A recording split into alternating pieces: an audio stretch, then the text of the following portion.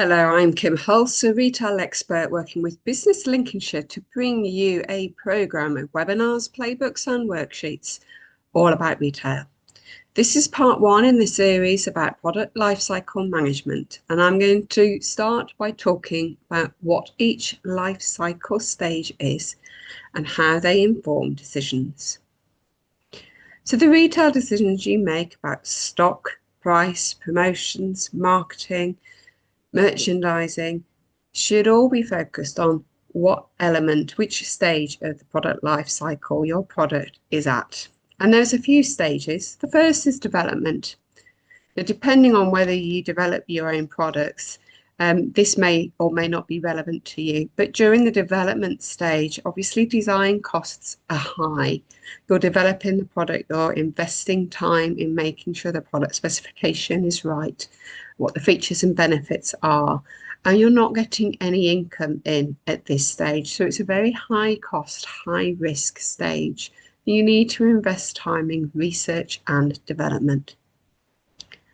The next stage is product introduction. This is when it's first on your shelves, whether that's your website or in shops. Now, at this point, your product has only just launched. You've got no awareness at all of the product. So you need to build awareness and invest in marketing. You need to look at where your product's being merchandised so that customers are aware of it in store and what kind of social media messages there might be. Your price point is possibly at the highest it will be. You won't be discounting it just yet unless you're doing a special introductory offer. If it's a product that has an awful lot of anticipation behind it, you might be able to actually do pre-sales, pre-orders. Otherwise, you're building awareness and anticipation. You're also going to be reasonably cautious on stock. So you'll be managing your stock, investing just a small amount in, but also being aware of what those supply lead times are, just in case it rockets earlier than you think. The next stage is all about growth. This is where you see a rapid increase in sales. Obviously, your supply chain needs to be able to react to that. So monitoring your sales week by week, even day by day, so that you can see when your reorders need to be activated if you haven't got this automated. Your marketing costs are still high. You're still investing in talking to customers about the product. There's still a lot of customers that don't know about it. So you're marketing well. You've got a good spot in your shop in terms of merchandising. Your margin is growing and you're in a great period of that product life cycle. After growth comes maturity, when the product is ticking along. Again, this is a nice phase to be in.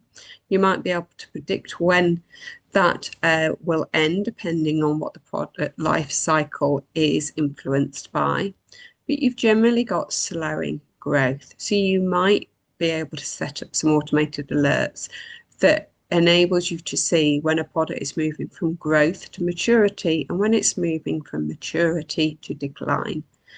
This point, again, you're also very much looking at stock and managing your stock, maybe anticipating when it's going to go into decline.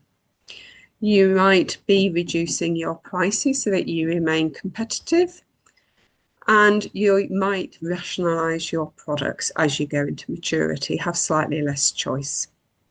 The final phase in the product life cycle is decline. Sales are most definitely falling. The market potential is much lower, and you're moving into stock exit plans. You're not reordering more products.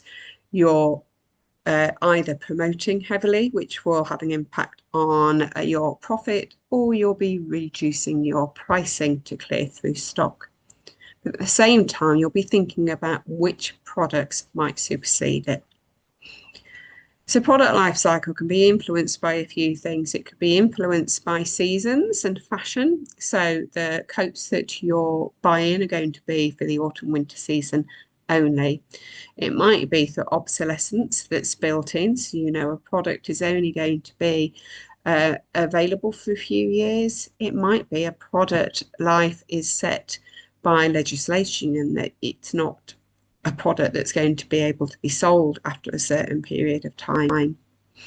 You might have products that naturally get superseded very often. Things like washing machines get replaced often. So whilst the washing machine itself might have a certain end date, there might be spares that are having extended life as customers come for repairs rather than the original unit. So just one thing, have a look at the playbook that's available on the website. The link's following on the next slide. Map your products to the life cycle stage they're at and make a list of actions that you can take based on the phase that those products are in. The next webinars are going to be looking at some of the marketing, pricing and stock decisions you might make based on life cycle stage. If you'd like more information, access the full playbook. We describe it in much more detail at businesslincolnshire.com/programs/retail accelerator program. All the 5-minute webinars on product lifecycle management and on other retail topics are available on this YouTube channel. And if you'd like more help, contact your local Growth Hub advisor at businesslincolnshire.com/contact us. Thank you for listening.